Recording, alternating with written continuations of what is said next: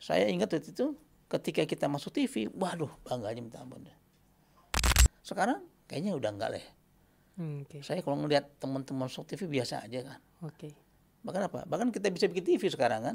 Bahkan anak kecil pun bisa terus scroll tanpa Iya, henti betul, itu. betul. Kalau nggak dipaksa diambil itu nggak mau berhenti dia tuh. Kasih aja handphone selesai. Kalau mau surga ada kontennya. Iya, ada yang mau ke surga. Masuk ke neraka ada. Mau ke neraka ada. Tinggal pilih aja orang tuanya.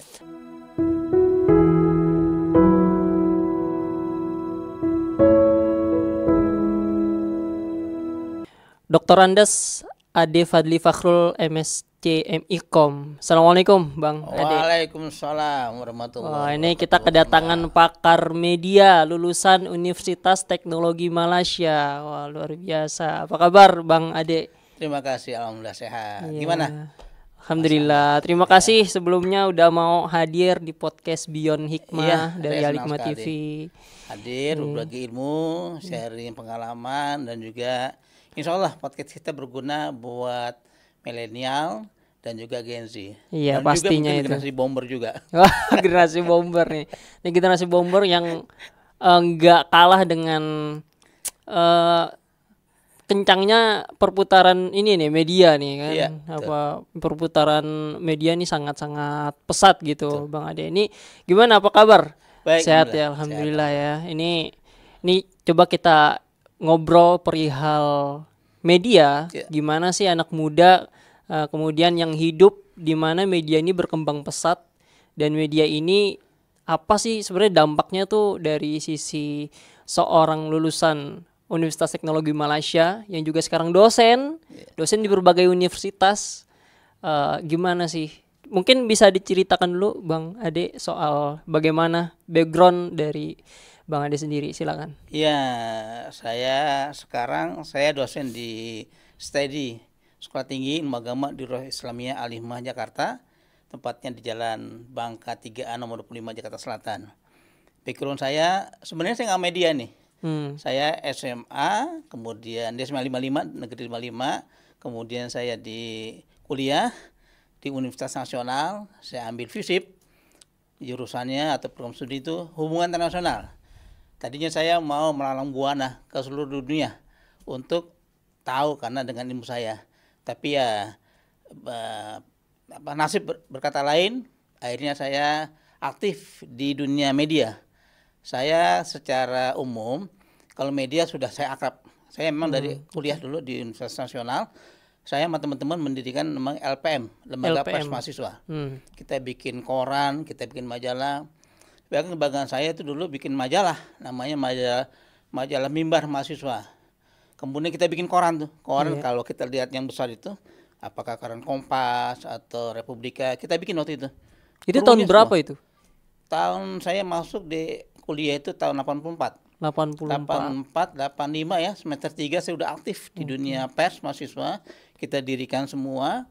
Kemudian kita bikin koran. Koran tuh memang koran beneran, seperti kalau kita baca Kompas, Republika, dan itu kita fight itu. Saya belajar wawancara, investigasi, cetak, bahkan bisa 2-3 hari tuh. Saya disuruh senior ya untuk, "Dek, lo ini harus dipercetakan. Lo jaga untuk cetakannya." Saya belajar benar itu. Kemudian kita jual juga koran itu. Kita paksa lah. Dosen-dosen, "Bang, beli nih Bang." Mungkin harganya 5.000 dulu ya. Yang 5.000 Bang, 10.000, 20.000. Nah, itu pengalaman yang sangat membantu saya. Kemudian kita bikin lagi majalah Mimbar Mahasiswa. Sampai akhirnya saya agak lambat ini kuliahnya. Saya hobi lah demo-demo. Jadi kuliahnya agak telat juga lulusnya. 7 tahun saya. Gara-gara apa, fokus di ya. aktif. 84 saya aktivis juga berarti ya. 4 tahun selesai itu.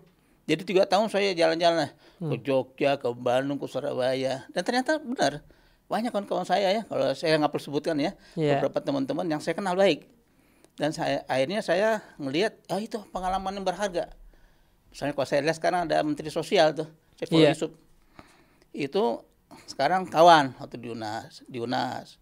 Kemudian juga beberapa teman-teman yang aktif di kampus, ada juga di KSP, ada juga di kementerian, Itu teman-teman lama ya, generasi saya kan, generasi kolonial. Iya. Bukan milenial ya. Bukan milenial, karena sekarang udah kolonial. 91 saya selesai, jadi saya nyelesain skripsi agak lambat. Itu saya juga tegur orang tua, buat apaan kalau sekolah nggak skripsi. Akhirnya benar saya selesaikan skripsi 6 bulan selesai. Nah, saya ambil skripsi dulu tentang pergolakan politik dalam negeri Brunei Darussalam. Nah, kan saya juga mau sekolah keluar waktu itu kan, tapi ya saya ambil kajian lah di Brunei Darussalam ya, tahun 84 kan baru merdeka dia. Selesai dari 91, saya udah sama teman-teman bikin majalah, bikin koran, bikin penelitian. Berarti benar-benar pekerjaan jurnalis ya. Bahkan teman-teman dulu kita bikin namanya yayasan Pijar. Jadi teman-teman yang nonton podcast ini, saya salah satu adalah pendiri Pijar. Pijar itu apa? Jadi Pijar itu nama aja. Tapi dulu kan zaman apa ya? Zaman Soeharto lah ya. Yeah. Ya memang kita agak oposisi kan. Tapi kita memberikan yang baik lah ya.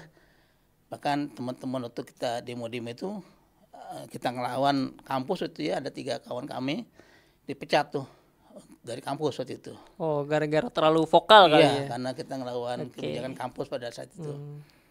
Singkat cerita, saya selesai bikin lagi kegiatan-kegiatan pelatihan. Kita bikin namanya depot jurnalistik. Kita bikin lagi koran, majalah, penelitian dan sebagainya. Akhirnya 91 saya selesai, sampai 7 tahun lah saya membuat koran sama teman-teman, riset dan sebagainya. Kemudian 97 saya pikir cukup lah saya untuk di dunia aktivis dan dunia pergerakan di mahasiswa pada saat itu ya.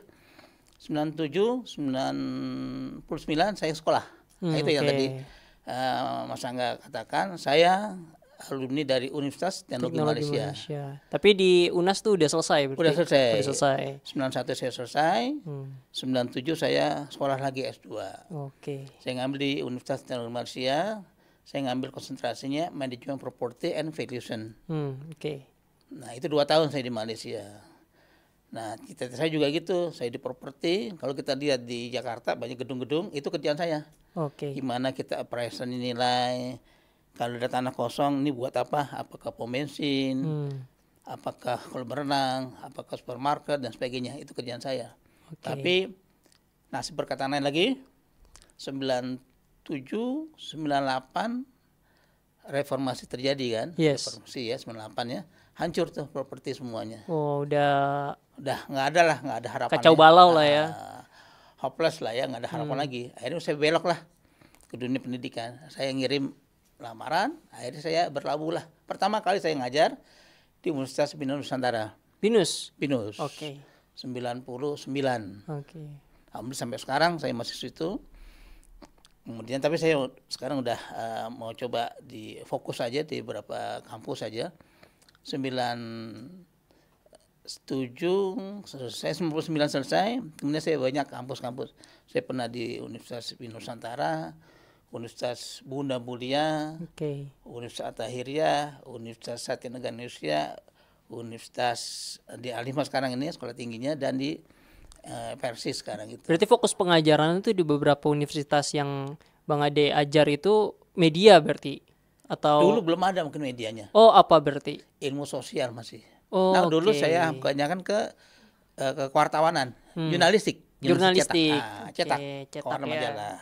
Mungkin belum kayak media digital. Belum. Sekarang dahsyat sekarang sekali. Ini ya. Perkembangan teknologi media sangat dahsyat sekali perkembangannya. Nah kemudian 90 tahun ya, 97 udah selesai, akhirnya saya masuklah ke dunia perguruan tinggi. Nah, saya ngajar di Binus juga, dan juga saya tahun 2004 kalau nggak salah ya, saya bergabung di STIDI dulu ya. Shooting Mudakwah di Universitas Islamiyah Al-Hikmah. Saya masih ngajar IASBD dulu. IASBD Ilmu Amalia Sosial Budaya Dasar. Pokoknya sosial lah ya. Sosial. Kemudian dikasih amanah sama pimpinan Ustaz Rofi untuk mengelola RTF dulu namanya, radio, televisi dan film. Ada satu Ustadz ngajar, kemudian kita mulai di studio seperti ini nih. Akhirnya dikasih teori, saya belajar banyak. Sampai akhirnya saya minta tolong teman-teman Binus TV, Binus Radio untuk kita belajar lah bagaimana kita punya radio, punya TV. Nah, udah berdiri di sini, ketemulah teman-teman. Yeah. Nah, Parto, Erwin, kemudian Virzin, dan sebagainya. Akhirnya kita berkembang lah sampai sekarang ini. Ini kan dulu kan memang ini perjalanan panjang juga Bang Ade ya, dari 84 kemudian jadi aktivis, kemudian bikin koran pula kan, media cetak. Kalau dulu mungkin belum ada Facebook, belum ada Instagram kayak sampai sekarang, apalagi TikTok gitu kan. Iya, memang jauh sekali.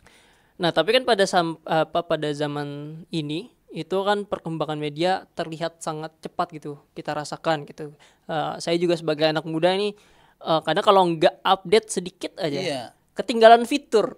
Tiba-tiba ada fitur baru di TikTok, ada fitur baru di Instagram atau di YouTube dan lain sebagainya.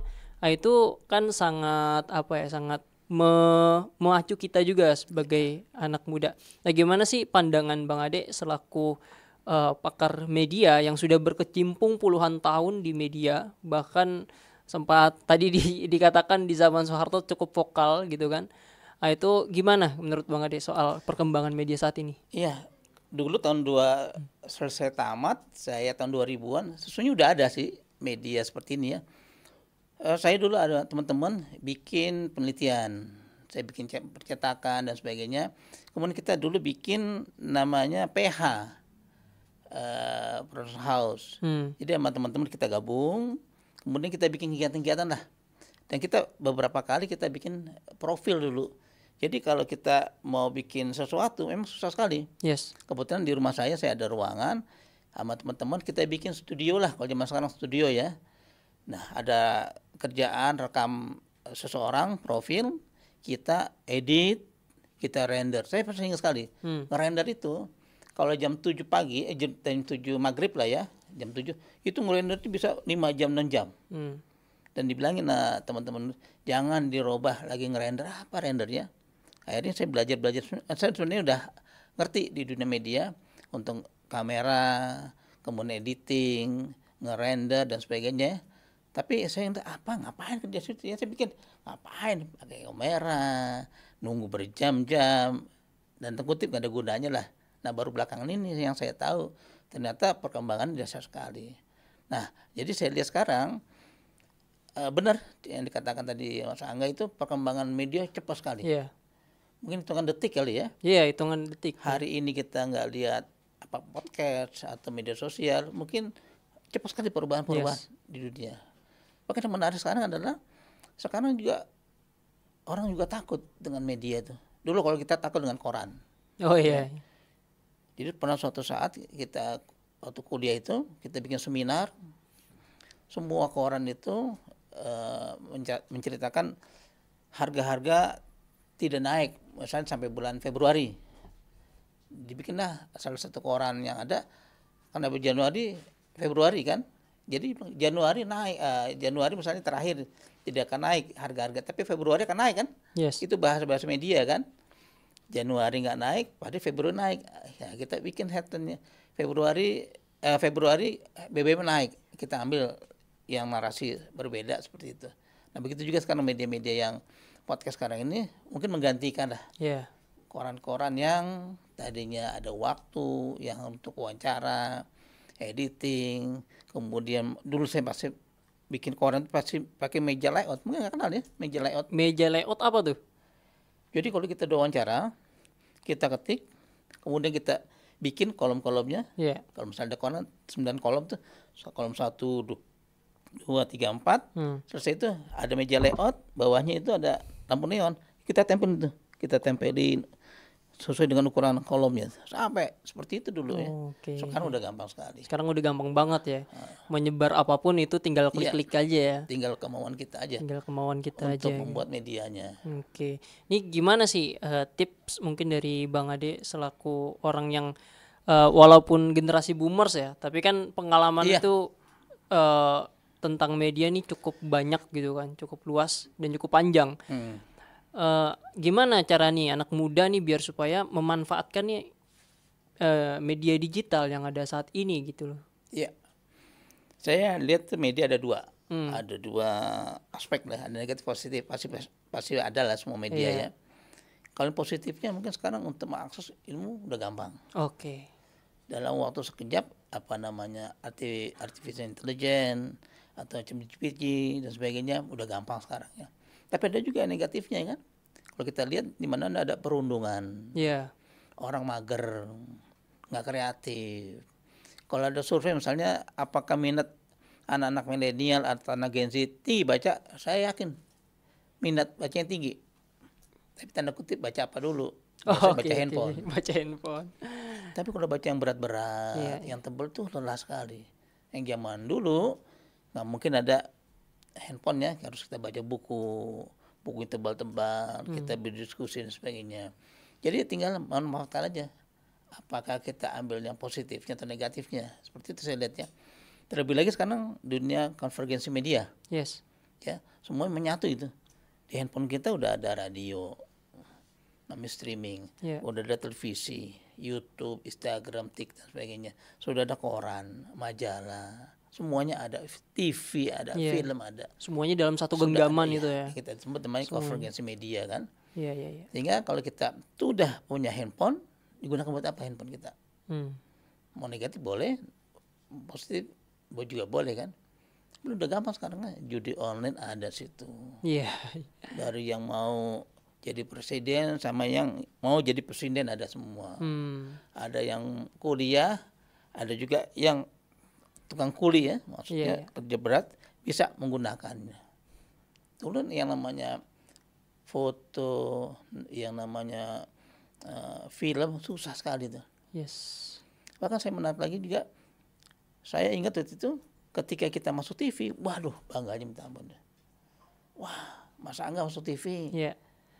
Pak Ade masuk TV, wah bangga kita ya. Sekarang kayaknya udah enggak lah. Saya kalau ngeliat teman-teman masuk TV biasa aja kan. Bahkan apa? Bahkan kita bisa bikin TV sekarang kan. Sekarang TV kita nih.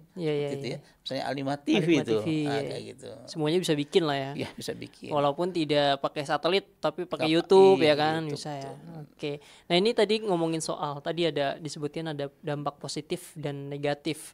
Tapi coba kita soroti yang negatifnya nih, Bang Ade. Banyak anak muda yang tadi malas bersosialisasi gara-gara ya memang kecanduan gitu. Kecanduan scroll TikTok ya kan, kecanduan game, pokoknya kecanduan apapun yang di media digital yang ada sekarang ini gitu. Gimana sih biar supaya ini anak muda nih biar supaya tetap melek di media digital tapi juga tetap melek bersosialisasi kan juga sempat jadi dosen juga ilmu sosial ya. Gimana Bang Ade? Saya ngelihat secara umum ya, media itu adalah alat. Tools. Pisau. Tergantung kita yang gunakan aja. Ibaratnya sebuah pisau dan juga kita analogikan seperti media, siapa yang gunakan?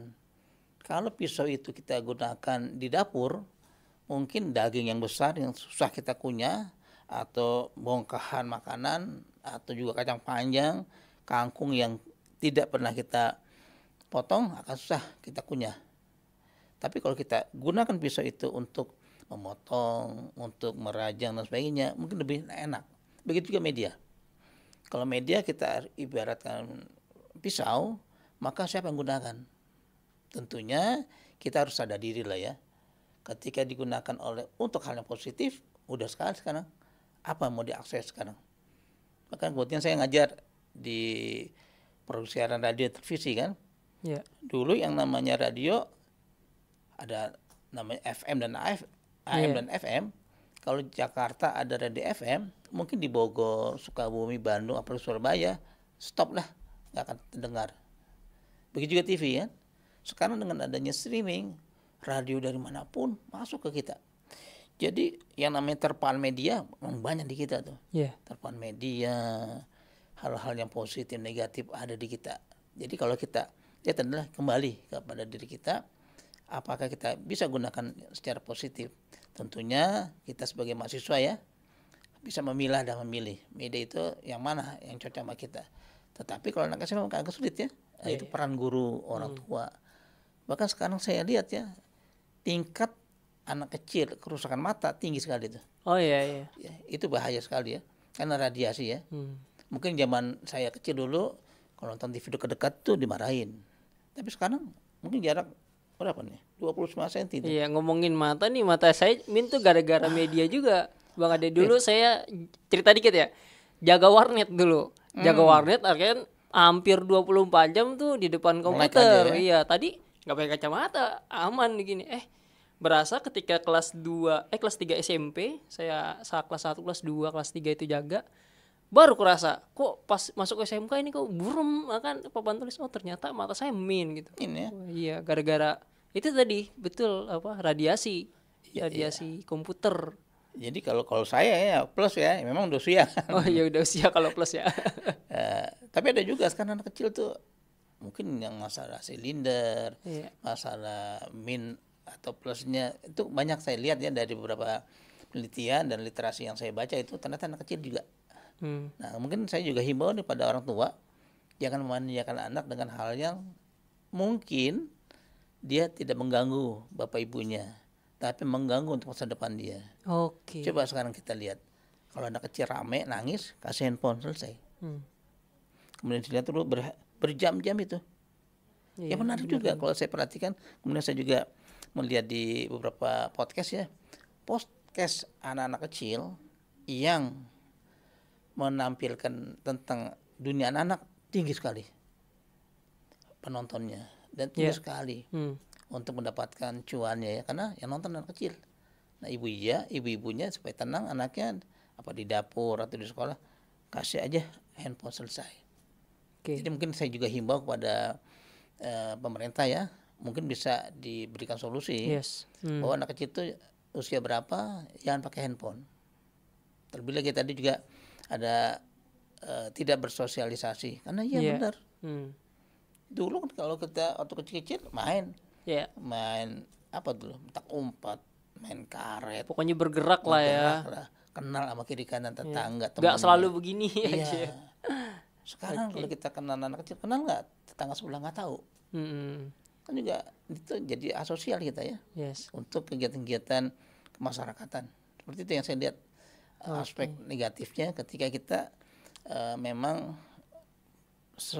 berjam-jam ya di handphone kita. Iya menarik juga kalau tadi dikatakan orang tua ngasih HP nih ke anaknya, mungkin bisa jadi anaknya tuh nggak ganggu orang tuanya, tapi ganggu masa depannya. Iya betul. Ganggu masa depan si anak. Mungkin nanti apalagi konten-konten yang ada di situ nggak terfilter ya Bang Ade ya. Iya. Kalau mau surga ada kontennya. Iya ada yang mau ke surga. Mau ke neraka ada. Mau ke neraka ada. Tinggal pilih aja orang tuanya. Iya kan, apalagi TikTok kan itu sekarang per detik itu bahkan anak kecil pun bisa terus scroll tanpa henti itu. Kalau nggak dipaksa diambil itu nggak mau berhenti dia. Jadi saya nggak tahu, mungkin ada penelitiannya kenapa TikTok itu muncul ya. Kan kalau TikTok dengan YouTube akan jauh berbeda ya. Kalau YouTube satu cerita dari 0 menit sampai 10 menit, 20 menit terus saja. Iya, panjang lah ya. Mungkin kita bosan akhirnya. Saya yakin ada risetnya ya TikTok itu. Jadi TikTok kan nggak ada yang 4 menit, nggak ada saya rasa ya. 1 menit, 2 menit tapi banyak. Terus 1 menit. Bahkan kalau kita punya pulsa, saya 50.000 nih, mungkin 3 hari habis. TikTok 1 menit, setengah menit, 1 menit, 1 menit, habis itu. Tapi tetap ya, itu teknologi. Kita harus bisa manfaatkan sebaik mungkin. Ibarat pisau tadi, kalau di tangan orang-orang tidak baik, ya nggak baik juga kehidupan kita. Kalau di tangan orang baik, mungkin peradaban akan lebih bagus, lebih cepat. Wah ini berarti memang teknologi memang baik ya, ada sisi baiknya, tapi kalau tidak digunakan dengan bijak itu akan malah menjadi merusak. Betul. Juga ya Bang Ade ya. Karena kalau dulu mungkin daya literasi orang zaman dulu tuh bisa lebih kuat ketimbang sekarang, karena dulu medianya tuh baca koran gitu, walaupun beritanya mungkin memprovokasi, tapi orang itu harus baca dulu kan. Kalau sekarang cuman 3 baris aja itu orang tuh bisa terprovokasi gitu kan, berita-berita yang pokoknya singkat gitulah. Saya kan dulu waktu saya kecil-kecil tuh bacaannya Bobo, kawanku, Hai, kemudian gadis kalau yang perempuannya. Atau kalau hari Ahad itu ada koran yang kolom anak-anak. Sekarang nggak ada tuh majalah anak-anak. Saya cenderung sekarang bagaimana kita menggiatkan literasi baca. Karena dunia baca adalah jendela kehidupan kita. Benar di media sosial adalah ilmu kita. Tapi bagusnya kan kita bisa baca langsung ya. Kan tadi saya baca di salah satu kabar itu ya, walaupun banyak artificial intelligence atau GPT, tapi yang dipentingkan adalah nalar kita. Yes. Kalau teknologi itu kan kayak robot ya, robot kan memang kita setting ya. Kalau kita nggak setting, nggak ngerti apa-apa dia. Jadi gunakanlah media itu untuk bijak, kemudian tetap literasi baca itu. Kalau bisa, mungkin teman-teman mahasiswa yang ada dimanapun, punyalah desa binaan, perpustakaan desa, perpustakaan kampung. Situ ada buku, ada majalah, dan juga ada teknologinya lah. Itu lebih memungkinkan lah untuk kita kemajuan bangsa ke depan. Dengan keterbukaan ini bisa lebih ada percepatan lah ya, untuk lebih baik lagi. Yes. Memang literasi itu di zaman berkembang pesatnya teknologi itu menjadi tantangan juga ya. Jadi literasi juga tergerus juga gitu kan. Mungkin juga anak-anak muda nih perlu literasi. Kan literasi banyak ya, mungkin ada literasi digital ya kan. Dan lain sebagainya. Nah, terus ini Bang Adi, ada satu fenomena yang muncul nih di zaman kita ini, zaman kami lah yang generasi milenial dan Gen Z gitu. Itu munculnya influencer gitu. Influencer yang dia bikin konten kreator, kemudian kontennya menarik dan punya banyak followers gitu. Ini tapi tadi yang disebutkan, gak semua konten yang ada di media itu positif gitu kan, ada pula yang negatif gitu. Ini pandangan Bang Ade soal adanya munculnya influencer dan konten kreator gimana? Saya sebagai orang media, saya senang sekali. Apakah mungkin buzzer nggak apa-apa lah ya, buzzer, influencer, apalagi itu disebut seperti itu ya. Kan tergantung kita aja yang melihatnya. Mungkin kita benci dengan buzzer tertentu, karena kita di kelompok dia. Tapi kalau kita jadi buzzer juga, mungkin dimarahin juga. Juga seperti itu. Jadi kalau saya di dunia media sih enak-enak aja ngeliatnya ya. Apalagi kalau kita zaman sekarang kita lihat namanya framing ya gitu ya. Ini nggak apa-apa juga. Bentuk framing lah ya gitu. Termasuk di dunia media adalah pencitraan wajib itu. Cuma masalahnya ketika pencitraan muncul, dia menjadi yang benar nggak secara profil dia tampil dengan jati diri dia. Saya di framing, saya dicitrakan orang baik, soleh, orang yang dekat masyarakat, orang yang bisa bersosialisasi. Tapi di belakang gimana? Nah itu nggak boleh pencitraan seperti itu. Objektivitasnya ya. Objek aja apa adanya, real apa adanya. Maka teori-teori media ada kan, panggung depan dengan panggung belakang. Ada semetika, pelambangan. Saya dicitrakan orang sederhana, baik, jujur. Ternyata bandit juga gitu. Atau di stigma framing. Jadi juga teman-teman yang lain bacalah teori komunikasi. Framing, semetika, panggung depan, panggung belakang. Kemudian juga ada terpaan median. Itu menarik sekali. Jadi yang tadi dikatakan, perlu nggak buzzer? Siapa yang berkepentingan? Perlu nggak pencitraan? Siapa yang penting yang perlu? Dan untuk apa? Iya, untuk apa? Jadi kalau kita ada buzzer, gimana kita mau blow up medianya? Ya diperlukan buzzer. Mungkin kalau saya lihat pengertian buzzer negatif ya. Begitu juga influencer kayaknya positif. Oh iya ya. Padahal kerjanya sama mungkin aja, sama untuk framingnya dalam tanda kutip. Mungkin ada yang memframing ya tergantung bagaimana kepentingannya. Di mana posisi kita kan? Kalau kita sebagai orang yang kerjain oleh buzzer, mungkin kita marah. Tapi kalau kita grupnya buzzer, gembira kita kan. Oh iya ya. Berarti memang media tuh memang pada dasarnya kerjanya tuh kerja framing ya. Framing semuanya. Kerja framing, tapi tergantung bagaimana itu dipakai. Apakah untuk hal yang positif atau negatif, atau apakah untuk hal yang objektif atau malah memanipulasi lah ya. Kayak gitu ya. kita harus curiga misalnya melihat suatu berita, di mana posisi kita nih. Kalau posisi kita sebagai orang yang di framing, mungkin kita marah. Oke. Seperti itu. Kalau framingnya baik mah kita senang masih mending ya. Kalau framingnya apa malah fitnah dan lain sebagainya, betul. Itu mungkin yang mesti dihindari ya. Jadi ketika kita tampil di media apapun, itu yang sebenarnya, real apa adanya. Tidak ada panggung depan, tidak ada panggung belakang. Semuanya panggung depan yang semuanya pencitraan positif. Dan yang harus dibangun seperti itu. Kalau kita nggak bangun citra positif, dia akan rusak ya. Tapi ketika dibangun citra positif, tiba-tiba kita negatif, ya udahlah. Tapi kalau untuk objektif nih, kalau untuk politisi sih kayaknya agak sulit nih, Bang Ade. Nah itu yang menarik, ada satu teori di komunikasi itu, teori panggung depan, panggung belakang. Front stage dan back stage. Biasanya politisi itu adalah panggung depan. Panggung depannya. Wangi, dandy, apalagi sederhana. Di belakangnya, wah, koruptor gitu. Belakangin serem ya ternyata, kebalikan. Kita banyak lihat nih. Ada seseorang kita nggak sebut ya, dia public figure. Relasi banyak. Kemudian harmonis kelihatannya. Fansnya banyak. Di belakang berantakan ternyata. Nah itu yang saya lihat sekarang gitu. Kan di depan panggung kayaknya dia wangi lah. Oke lah, tapi di belakang waduh bahaya tuh dia. Kan ada KDRT bahasanya, ada dia kekerasan dan sebagainya. Nah itu kita nggak boleh. Maka sekarang media-media juga kan yang nggak perlu diceritakan orang tahu tuh. Jadi masalah sering tiap hari bikin status kan. Kita tahu tuh status orang tuh. Urusan dapur orang kita tahu jadinya. Bahkan media sekarang membongkar aib seseorang. Kan sebenarnya nggak perlu lah ya. Cukup kita dengan Allah yang tahu ya, selesai dah. Tapi ini justru emang begitu. Jadi kalau saya belajar media, hal yang tentang sadis, hal-hal yang seksi itu memang konsumsi media. Standar yang lurus saja nggak ada tuh, dekat itu. Iya betul. Ini apalagi kan media atau kebanyakan orang ya kalau nonton konten itu kan sukanya hiburan ya.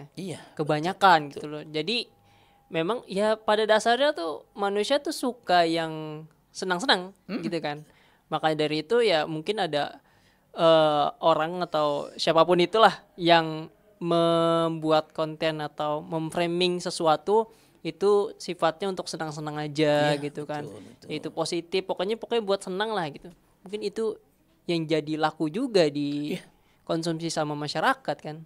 Coba sekarang kalau kita lihat dia di podcast ya, mungkin kekerasan, kemudian kuliner ya.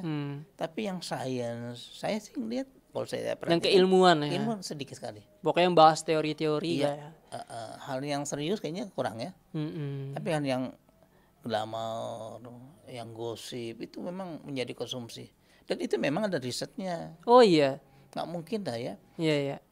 Kalau di televisi misalnya kita lihat ya, saya nggak perlu sebut TV-nya, karena masih ada tayang-tayang menurut kita itu nggak pas gitu. Tapi ada risetnya.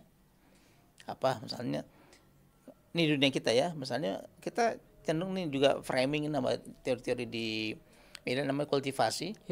Kan kalau kita di umat Islam nih, kan kita kan kalau malam Jumat itu pasti tayang TV itu penampakan, gentayangan, dunia lainnya serem-serem lah. Diidentifikasikan malam Jumat itu malam yang tanda kutip membahayakan. Malam Jumat Kliwon. Nah itu kan diframingkan, dibuat kultivasinya, dibuat kegiatan-kegiatan yang seakan-akan menakutkan. Padahal kalau kita di dunia Muslim ya, dunia Islam, ternyata malam Jumat itu malam yang berkah. Iya sih betul. Iya sih ada ini juga jadi masalah nih ya. Jadi masalah ternyata orang takut ya kan malam Jumat, yang malam Jumat Kliwon dan sebagainya. Padahal malam Jumat itu malam yang berkah ya. Berkah. Baca Al-Kahfi ya kan. Betul. Ada keutamaan di situ. Sebaliknya, saya dulu masih ingat lah ya. Kalau malam Minggu malam panjang. Malam panjang. Bolehlah hal-hal yang negatif, begadang. Itu framing. Di framing itu. Padahal kalau malam Ahad malam minggu karena minggunya libur, dia bisa tidur dan sebagainya. Istirahat lah ya. Istirahat ya. Kalaupun mau liburan mungkin ya liburan keluarga lah ya. Tadi framing itu malam panjang katanya. Malam panjang. Kalau malam Jumat malamnya. Jadi seakan-akan malam tidak ada habisnya tuh. Iya. Jadi boleh ngapain aja. Udah pesta pora lah ya kan. Pesta pora. Sampai apapun silakan lah. Jalan-jalan keluar kota. Pesta pora sampai matahari ya kan?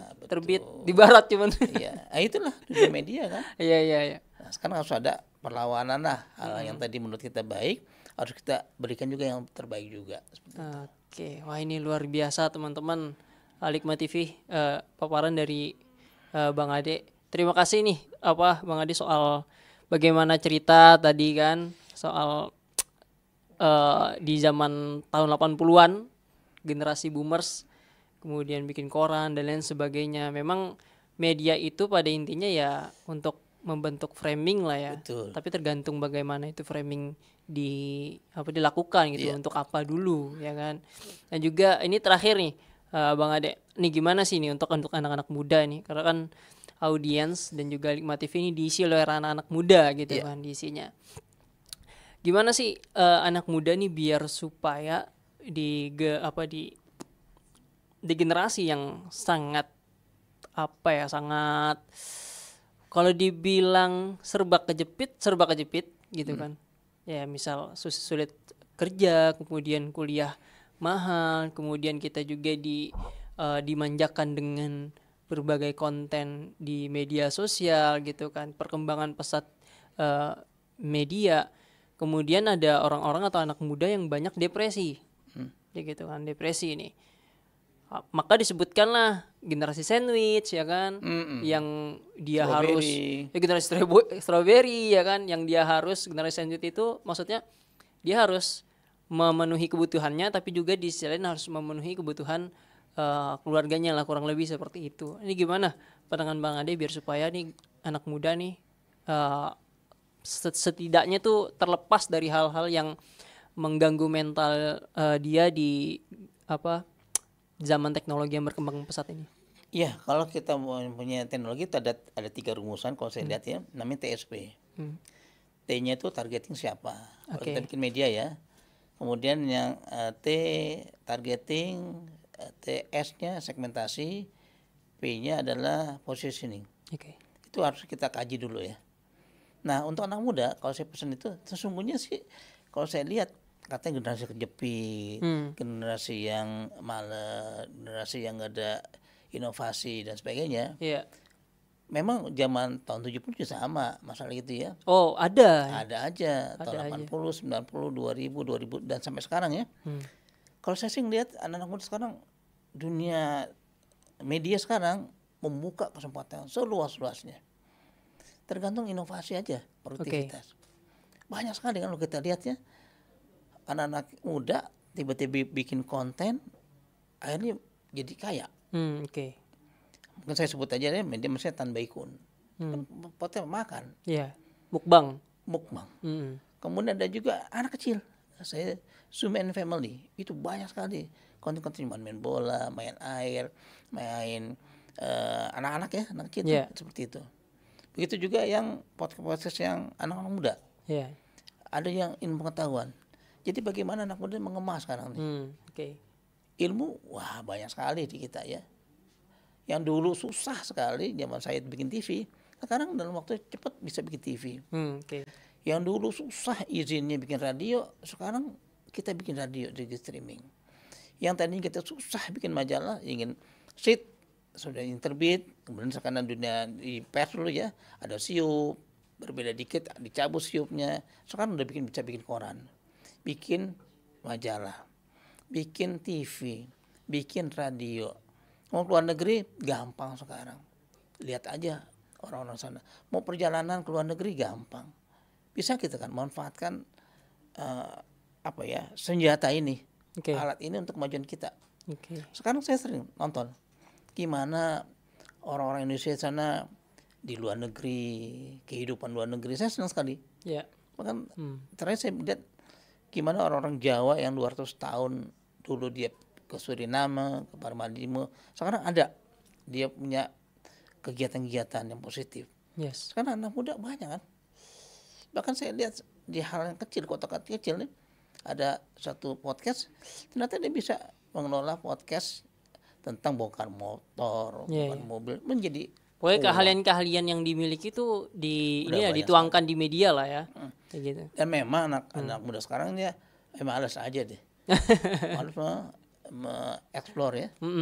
Baca buku dah ada. Iya. Mungkin dampak juga tuh dari yang tadi ya. Cuma saya juga lihat peran pemerintah mungkin ya. Pemerintah untuk mungkin memfilter hal-hal yang negatif. Kemudian pihak kampus, sekolah, dan dikembangkanlah literasi membaca itu. Dan juga sosialisasi ke masyarakat lebih umumnya. Jadi saya himbau anak muda gunakan handphone kita untuk membangun jati diri. Jangan berhari-hari handphone terus. Memang ada penelitian. Satu penelitian saya yang baca itu, orang megang handphone sehari berapa kali? Orang buka handphone setiap 7 menit sekali. Duduk handphone, mau makan handphone, mau tidur ya? Tidur. Cuman apalagi? Mau kamar mandi aja kan? Tapi ketika kita bikin nggak boleh buka handphone di kelas, tidak boleh bawa handphone ketika lagi mau kumpul-kumpul gitu ya. Saya juga gitu terap. Kita jalan-jalan nggak boleh main handphone, makan nggak boleh main handphone. Itu lebih mungkin harus ada kesadaran anak muda. Handphone hanya alat, bagaimana kita memperkenalkan alat, jangan sampai alat itu justru melukai kita. Kalau bisa kita menjadi alat itu, handphone itu menjadi sebagai pencerahan kita ke depannya. Nah, jadi segeralah teman-teman anak muda nih membangun jati diri dengan belajar dari sekarang. Sehingga orang yang mau maju adalah orang yang berani inovasi, yang produktif, orang yang bisa melihat peluang. Semuanya pasti ada peluang. Kemajuan teknologi saya sih nggak lihat itu akan mematikan kita, tidak. Justru menjadi peluang kita. Dulu ada TV, wah akan mati nih TV, ternyata nggak ada. Nggak mati TV kan. Ada TV streaming, radio dikatakan mati, sekarang radio ada podcastnya, ada Spotify-nya. Dulu orang katanya mati, sekarang ada di media sosial kita. Semuanya berkembang semuanya. Jadi jangan takut dengan kemajuan teknologi. Jadi media itu memang alat, ya jangan sampai ini kita malah diperalat sama alat itu. Betul. Kita harus menggunakan alat itu dengan bijak lah ya. Nah juga nih teman-teman sekarang kan ada namanya artificial intelligence, katanya akan mudah. Nggak juga sih. Kalau nalar nggak jalan, emosi nggak jalan, kemudian diri kita nggak jalan, tetap itu sebagai alat aja kok. Memudahkan kita aja untuk menyelesaikan tugas. Tapi jangan mengandalkan. Jangan mengandalkan 100% lah ya AI itu. Terima kasih Bang Ade, Dr. Andes Ade Fadli Fakhrul, MSc MIKOM, atas segala sharingnya nih di Al-Hikmah TV, di podcast Beyond Hikmah. Semoga apa yang dipaparkan nih bisa jadi manfaat untuk anak-anak muda saat ini, termasuk saya pribadi. Terima kasih. Assalamualaikum warahmatullahi wabarakatuh. Waalaikumsalam warahmatullahi wabarakatuh. Menjadi lembaga terpercaya adalah visi Lajnas Mandiri Amal Insani. Terpercaya dalam pengelolaan dana sosial Islam di lingkungan Bank Mandiri dan masyarakat. Lajnas Mandiri Amal Insani berkomitmen untuk terus melakukan inovasi dan kolaborasi dalam mewujudkan kebermanfaatan zakat yang lebih luas.